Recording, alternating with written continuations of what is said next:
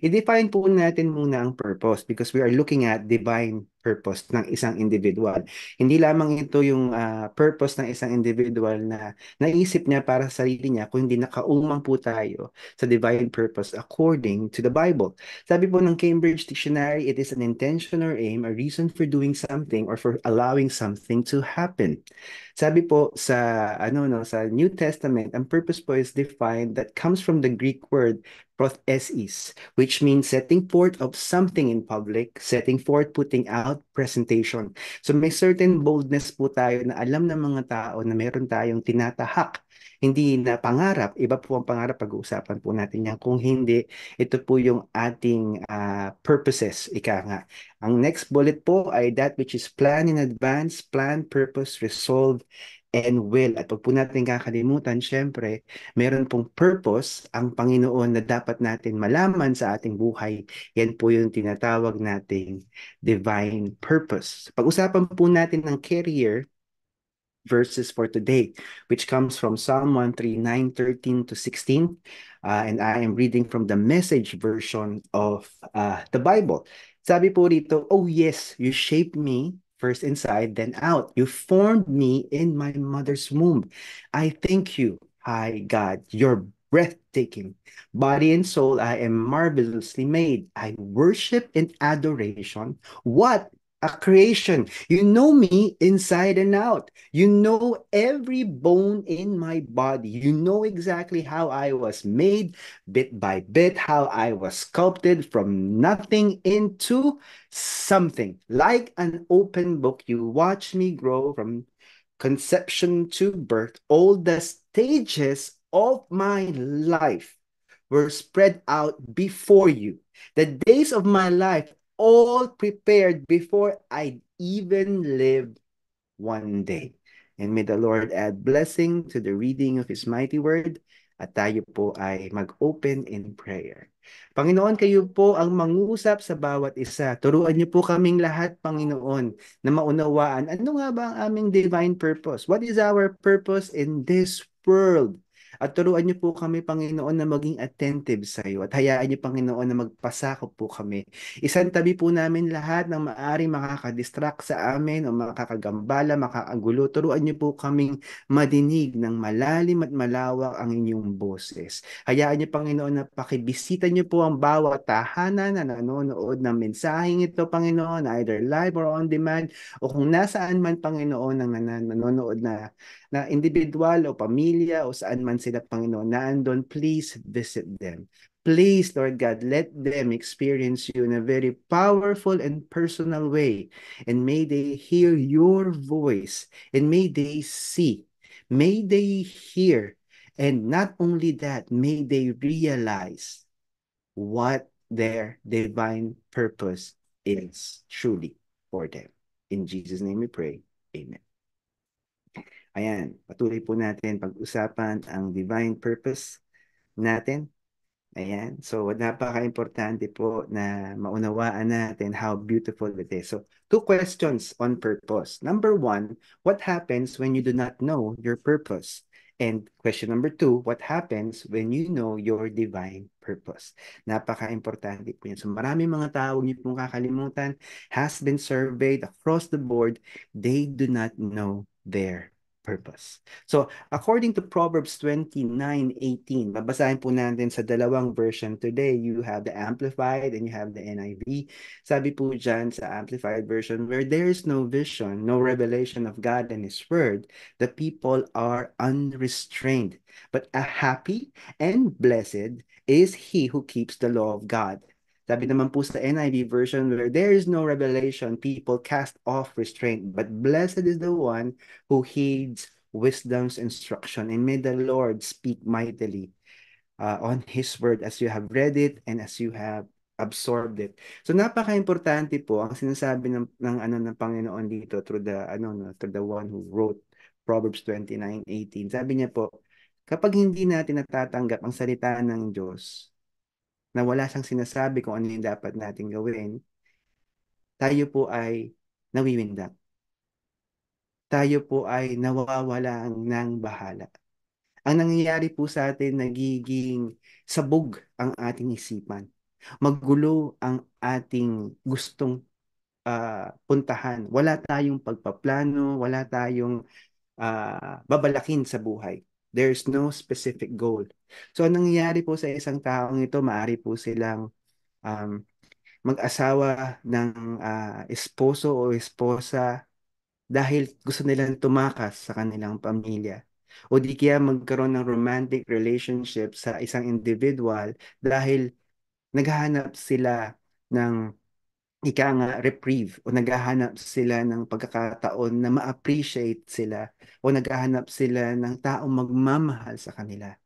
Ngunit ang isang tao po na mayroong purpose, pag-uusapan natin what is going to happen to that person or what will happen to that person, will do the opposite. Kabaliktaran po ang gagawin ng taong alam niya ang purpose niya. Kaya nga po ang mga tao na hindi nila alam ang purpose, hindi po nila iniingatan ang kanilang katawan. Kadalasan po sa kanila hindi matutulog ng maayos, nagbibisyo, kung anong kaabusuhan ng ginagawa sa katawan, hindi nag-ehersisyo. So, anong nangyayari po sa kanila, nagiging pabaya sila. Dahil hindi nila alam para saan ba ang buhay na to. At umiikot na lang ang kanilang ginagawa. Lalo na sa nagtatrabaho dito at may pamilya. O hindi naman, kung wala ka mang pamilya, may trabaho ka, umiikot na lang ang araw mo. Pasok, uwi, tulog, pasok, uwi, tulog, to simplify the issue. So, nangyayari po sa atin, ano nga ba ang dahilan? Ba't nagtatrabaho ako sa mga nag-aaral? Ano nga ba ang dahilan? Ba't nag-aaral ako? Ano nga ba ang aking dahilan sa buhay? Bakit nga ba ako humihinga pa sa oras at pagkakataon na ito? Ang mga tao po na hindi po nila alam ang kanilang purpose, pinakamalapit po, if they don't know their divine purpose, sila po ay nagkakasala. At wala silang pagpipigil sa pagpapatuloy nila sa kasalanan. Dahil hindi importante sa kanila ang pagsunod sa Diyos. Kahit nga po Kristiyano, kapag hindi niya naintindihan kung bakit nga ba siya buhay sa mundong ito, nagkakasala ang Kristiyanong hindi niya alam ang revelation ng Panginoon. So anong ginagawa ng isang Kristiyano na yan? Magsasama pa yan ng kasama sa kasalanan. Tatalikuran niya ang salita ng Diyos, tatalikuran niya ang panalangin, tatalikuran niya at iiwasan niya yung mga tao na maaring makatulong sa kanyang bumalik sa Panginoon. At ang kadalasan po na karanasan ko, lalo na po yung mga kilala ko na umalis sa simbahan, pipilit nilang patunayan sa amin o sa akin o sa mga tao na naiwan sa simbahan na sila ay mas maganda ang buhay kesa nung naandun sila kasama namin sila sa simbahan. Nakakalungkot po dahil ang kanilang kapamaraanan ng definisyon ng kanilang tagumpay ay pag meron silang pera o meron silang ari-arian. Ngunit masaya nga po ba sila?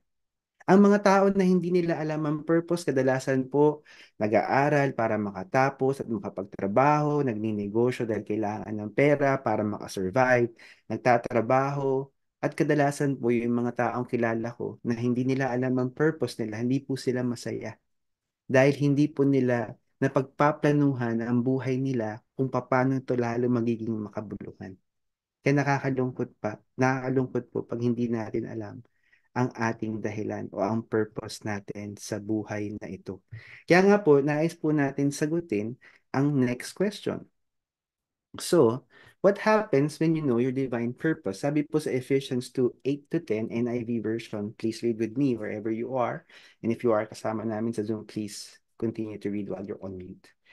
For it is by grace you have been saved, through faith. And this is not from yourselves. It is the gift of God, not by works, so that no one can boast. For we are God's handiwork, created in Christ Jesus to do good works, which God prepared in advance for us to do.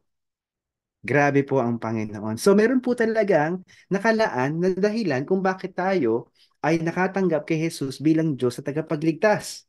Meron po talagang pinilano ang Panginoon katulad po ng binasa natin sa Psalm 139.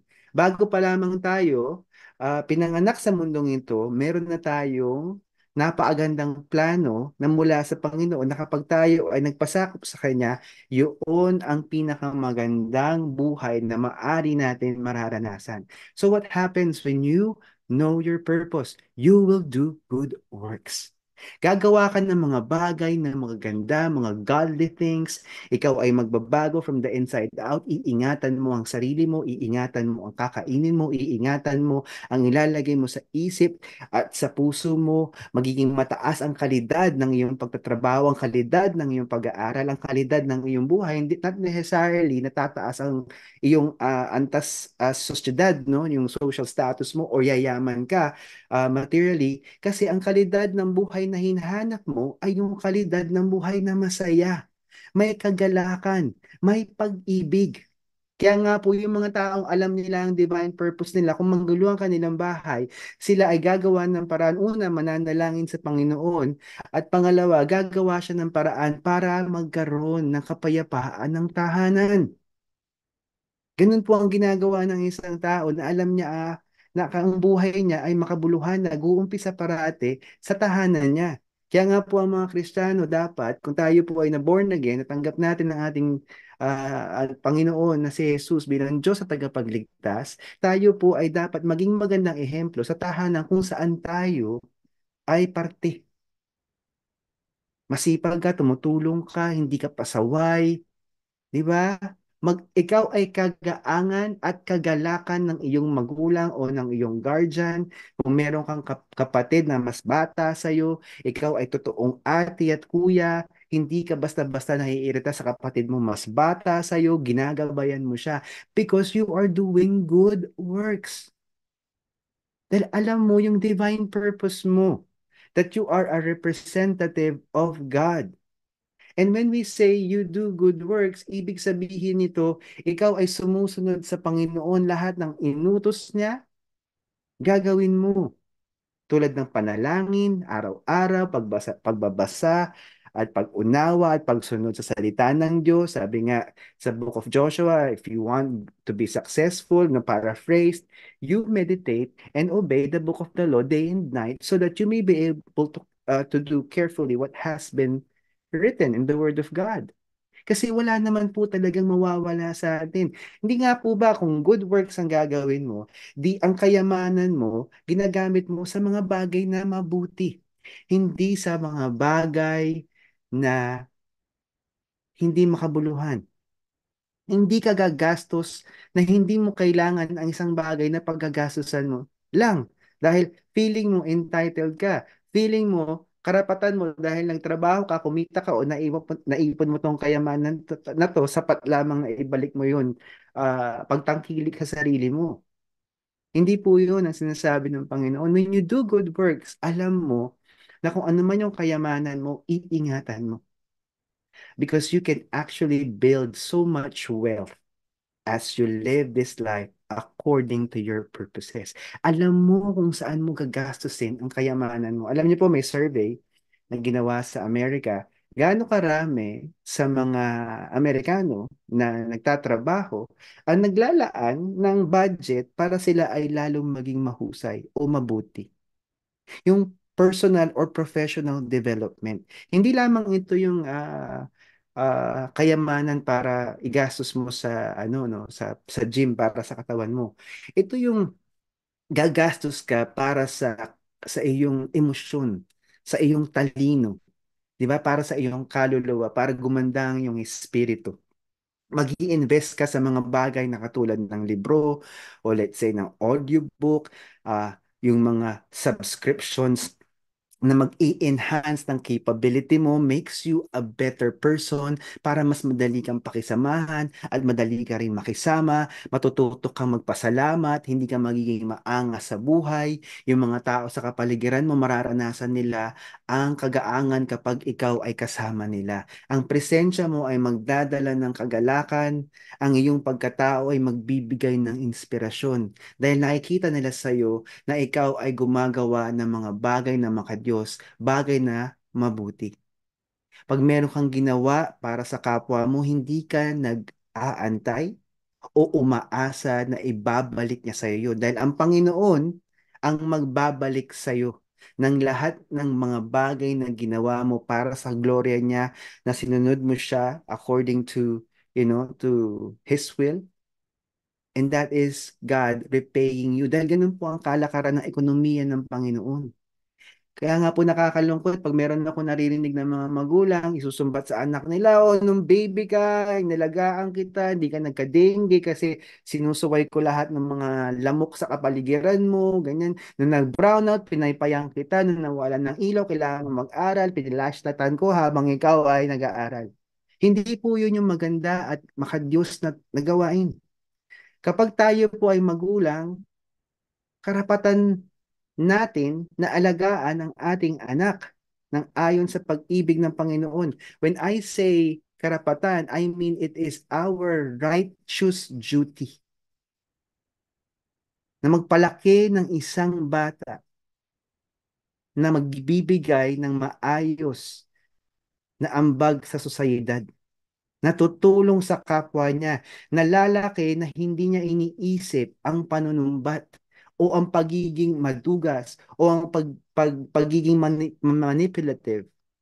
Ang gagawin ng batang yan, mag-ibig, gagawa siya ng paraan para mapagaan ang buhay ng mga tao sa kanyang kapaligiran. At kung kailangan, may makita siyang kasama nagkakasala, siya ay magiging isa sa magtutuwid sa taong yun. Hindi niya hayaan na madiskaril yung tao, pabayaan niya o konsintihin niya sa kasalanan dahil alam niya ang mga makadiyos na bagay. Kaya nga po nalulungkot ako, hindi, mga magulang, hindi po retirement plan ng ating mga anak. Mga magulang, tayo po ay may responsibilidad na ibigay ang lahat ng pangangailangan ng ating mga anak. At kung sakasakaling sila po ay magbabalik tangkilik sa atin, yun po ay hindi pinupuwersa sa kanila. Sila po ay magbabalik tangkilik kung tayo ay mga makadiyos na mga magulang. Hindi mo na kailangan sabihin sa anak mo yun. Makadiyos ka ba? Kasi may makakausap akong magulang. Akala mo sobrang makadiyos. Akala mo walang ginawang masama sa kanyang anak. Kaya nga po ang isang tao na alam niya ang divine purpose, alam niya ang purpose niya as a parent. Alam niya. And that is to be good. And when we say good, to obey God in the way they should raise their children. Alam niyo po, nararanasan po namin mag-asawa ang pagiging maluwag ng aking mga anak. Dahil may trabaho na po sila. Hindi na namin sila kailangan sabihin na o tapikin, o ikaw naman magbayad ngayon. Hindi po. Sila po ay nagkukusa. Katulong po namin sila sa pagbabayad ng mortgage right now. Pag kami po ay lumabas, bigla na lang magugulat kami, bayad na yung bill namin doon sa restaurant na kinainan namin. And sometimes, alam nyo, nakakaaliw sa mga anak ko, ang gagawin po nila kapag nagdagdag ng laman sa grocery na binili namin, syempre babayaran namin yun nang mag-asawa kami. Alam niyo po gagawin nila? Kukunin nila yung resibo, hahanapin nila yung mga binili nila para sa sarili nila, at babayaran nila. At hindi namin sila inutusan na maging ganun. Nagkusa po sila. Dahil nakita po nila ang Diyos sa buhay naming mag-asawa. Kaya nga po, meron tayong purpose kaya nga po yung mga magulang na hindi nila alam yung purpose nila. Sa bugang pamilya, ang gulo, hindi nila magabayan ang kanilang mga anak kung paano tamang mamuhay. And that is very important for all of us to realize and understand. Hallelujah. Expand po natin ng konti ang Ephesians chapter 2 verse 10 Amplified Version. Babasahin ko lang po sa inyo ito tapos we will move to the next verse or next topic. Sabi po sa verse 10, for we are His workmanship, His own masterwork, a work of art. So we are God's masterpiece, created in Christ Jesus, reborn from above, spiritually transformed, renewed, and ready to be used for good works. Good works. Handa po tayong gumawa ng mga bagay na magaganda, makadiyos, para sa kapwa natin, para sa ating sarili, para sa ating pamilya, para sa ating bansa, which God prepared for us beforehand, taking paths which He set, so that we would walk in them, living the good life which He prearranged and made ready for us, and made the Lord add conviction to the reading of His mighty word. Ang good life po, yung enjoyment ng buhay comes from God. Kaya nga po may mga kilala ako na nagbakasyon, pag uwi nila dun sa bakasyon, di ba, ang daming picture, blah, blah, blah, ang dami nilang pinapakita. And kung naman yung motive nila, why are they showing their pictures from their vacation? I have no idea, but whatever it is, I respect them. That's their thing, you know. And I would find na when we have conversations, they would talk about the memories, pag-usapan nila yung karanasan nila. Pero napansin ko po sa kanila, pag uwi sa bahay, nawala yung galak nila. Pag uwi sa bahay, parang reality bites.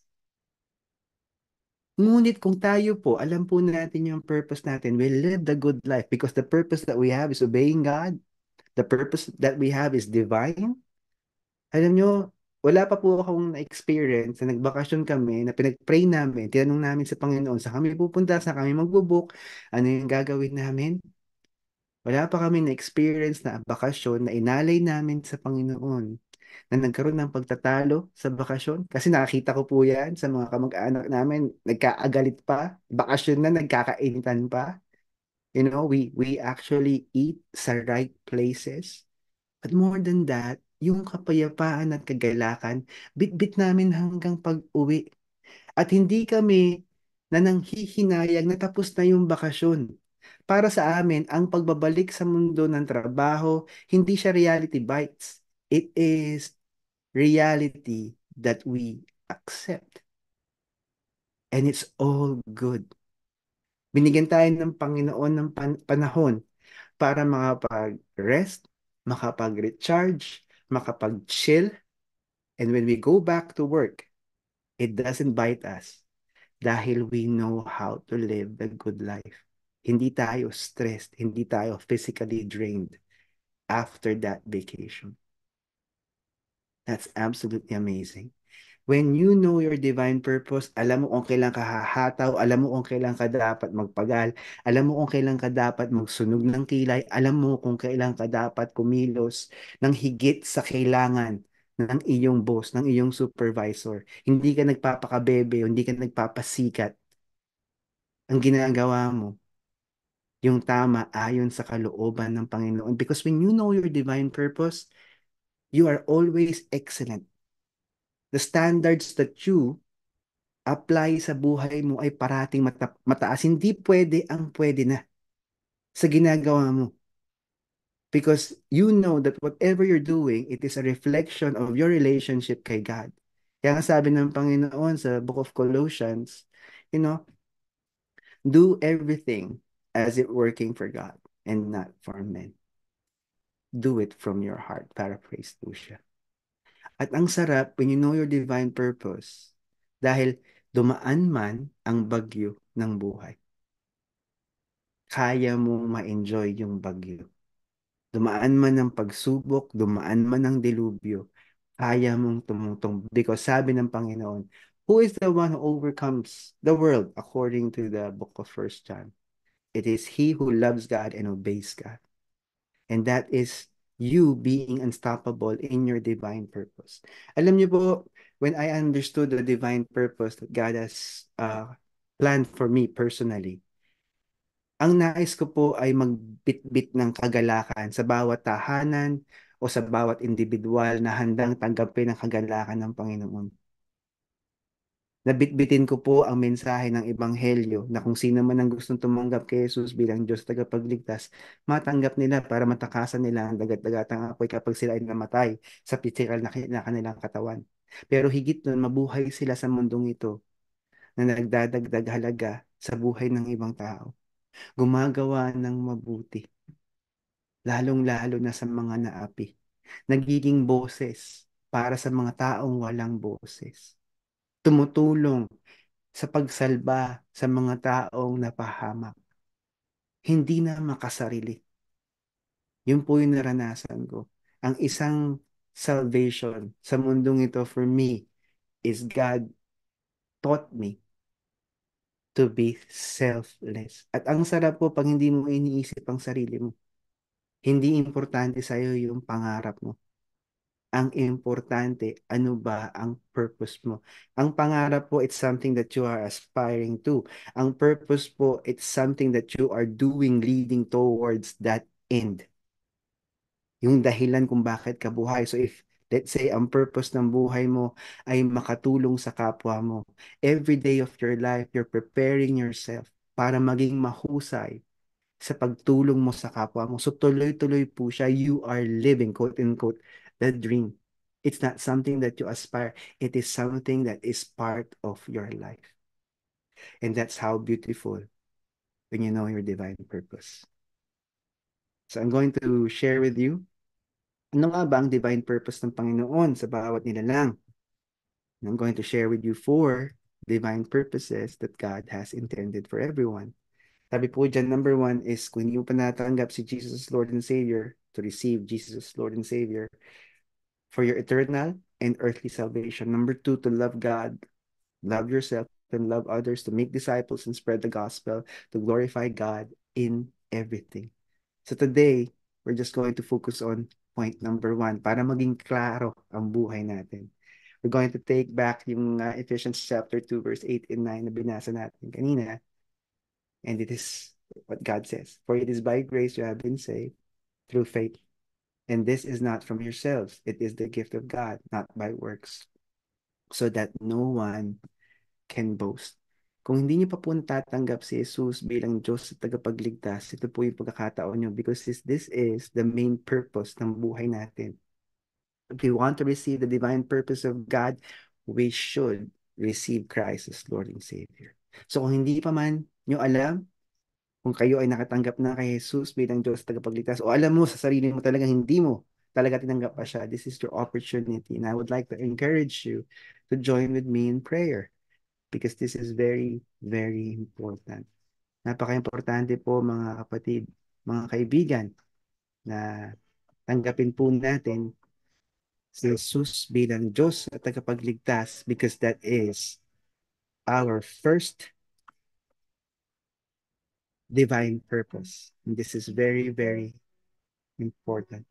Huwag po natin kakalimutan na ito po ang magbibigay ng kalayaan sa ating buhay. Ito po ang gagawin natin. Bow down your head and close your eyes if you want to receive Christ as Lord and Savior. Maaring nagawa mo na to some years back or some months back and you're not sure, hindi ka sigurado. And today, you want to be sure. Hallelujah. So you can be sure today if you want to receive Jesus as Lord and Savior. Bow down your head and close your eyes. Ihingi mo ng tawad, step number 1, ang lahat ng kasalanang naalala mo. You know, please. Ask forgiveness for every sin that you are reminded of today. Sabi ng Panginoon, He is faithful and just to forgive us and cleanse us of all unrighteousness. Hallelujah. Pangalawa, magpasalamat tayo kay Jesus. Because He is the Lamb who was slain, He was crucified on the cross for you and I, para tayo ay magkaroon ng eternal and earthly salvation. Hallelujah. Step number 3, ang pinaka-importanting step po. Kailangan nyo pong ulitin ang panalangin ito. Akuin nyo na itong panalangin ito ay mula sa puso ninyo. Ulitin nyo po ang panalangin ito. Jesus, nais ko pong malaman ang divine purpose ng aking buhay. Inaanyayahan po kita na maghari sa aking puso at isipan, na ikaw ang aking Diyos at tagapagligtas. At hinihiling ko po, turuan niyo ako na maunawaan ano ba ang dahilan kung bakit ako ay nasa mundong ito. Amen. Pwede mo nang idilat ang iyong mata at ituwid ang iyong pagkakatungo. Huwag niyong kakalimutan na kapag kayo ay nanalangin mula sa puso, kayo po ay ligtas na. Kapag kayo ay namatay sa katawang lupang ito, ang kaluluwa niyo ay pupunta sa langit. Pero higit dun, habang tayo ay nabubuhay sa mundong ito, Mabubuhay tayo ng may dahilan. Alam natin ang ating kinabukasan na mula sa Panginoon because we are God's masterpiece. He is the one who gave us this life. And we are here ready to be used to do God's work. Mararanasan po natin ang pagbabago ng ating puso, isipan, ng salita,